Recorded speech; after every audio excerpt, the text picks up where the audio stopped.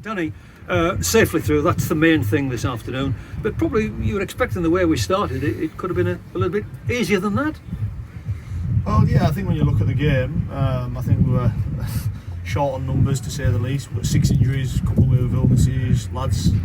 Brad Hubbell's not fully fit, Sam Smith wasn't fully fit.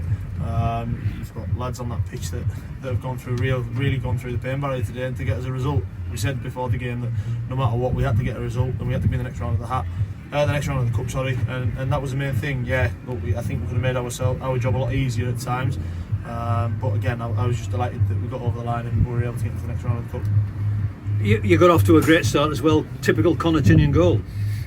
Yeah, that's Tinners, isn't it? You want someone to step up and take the game by the scruff of the neck. Tinners does it. So, no, look, I'm delighted with Tinners and how he's playing at the moment. He's been a real captain. He's leading by example. He's setting the standards, and we aren't winning pretty. We're grinding things out, but we're winning, and that's the main thing at the moment. And I think obviously with the situation that we have at the moment regarding injuries, I think obviously it's, the main thing is that we're picking up results going into a busy schedule. And I thought we stood a little bit of pressure later. I thought we defended very well. Yeah, but I can't really remember Jim having to make a save. I think obviously when you're inviting teams into your half to try and win them and hit them on the counter attack, you're always going to look like you're under a bit of pressure. But again, I felt like we never once really looked like we were going to concede. I felt they threw some balls in the box. I think Jim made one save in the second half, and apart from that, a couple of half chances in the first half. But no, I felt like the boys defended really well, and it's another clean sheet. Now we've been talking about the injuries that's happened. You had a lot of injuries leading up to this game. Scotty and Ruben, of course. What's the news on them? Scotty Allison's dislocated his shoulder again at training on Thursday night. Prior to training, they were having a bit of a mess about, but these things happen. It's one of these things. Ruben obviously took the knock in the sending off last week and still wasn't right today, so I didn't dare risk him. Sam Smith's got a groin injury that obviously he's had to play through today. Brad Hubbell's the same. Kieran Caston's away with illness. Who else have we got? Two more taken off today as well, of course. Jordan Little and Brocky. Yeah, Jordan's had a flare up in his knee again, and unfortunately Brocky dislocated his finger. We're quite lucky there was a doctor standing right next to our dugout and he was able to pop it straight back in. But yeah, I mean, again, these are things that happen to you when you your chips are down. But again, this is why we've got a squad, and I thought that young Carl came into the squad today and he looked at a bag of energy, and yes, look, he's going to make mistakes, he's going to be lightweight at times, but I thought his energy and his performance today for me put him out of the match.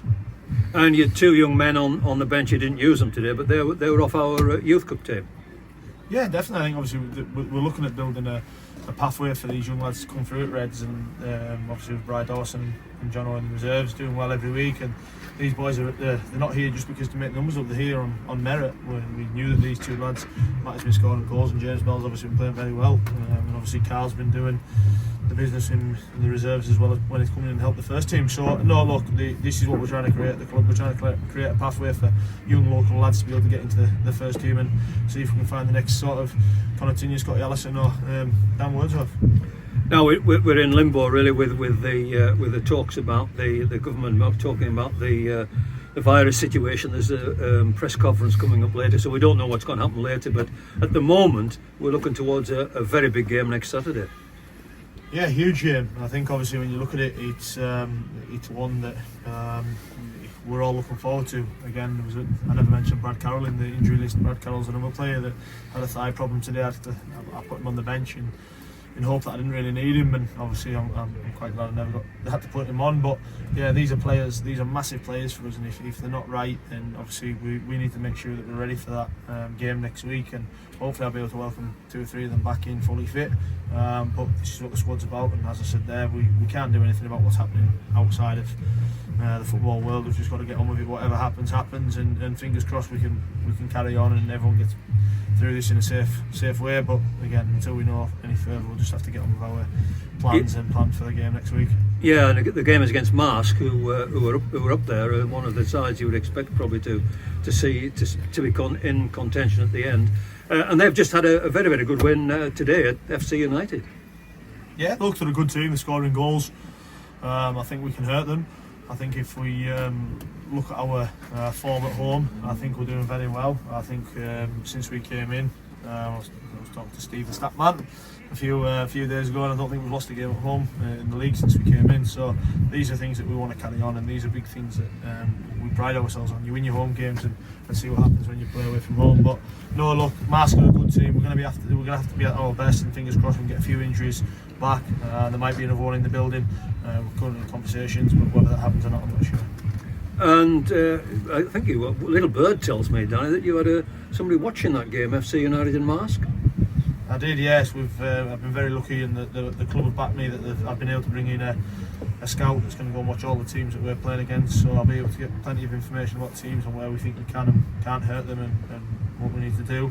I've also been lucky enough that I've been able to bring in a student to come in as a data analyst, watch the games and video the games and give me all the breakdown on that as well. So look, with what the club give me and the way they back me, I can't thank them enough. But obviously we've got to make sure that we use this information correctly, put it into good use, because there's no excuses for not doing it now.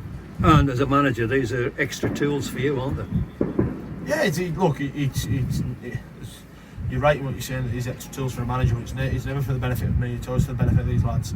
These lads are fantastic. You've seen what we've been through Walsh in the last 2 years, and the way they go about the business. Every game, they work the socks off, and if I can give them these little 1%, and the club help me give them these little 1%, then obviously it makes their job easier. Danny, well done today. Thanks very much indeed. No problem. Cheers, Wall Street.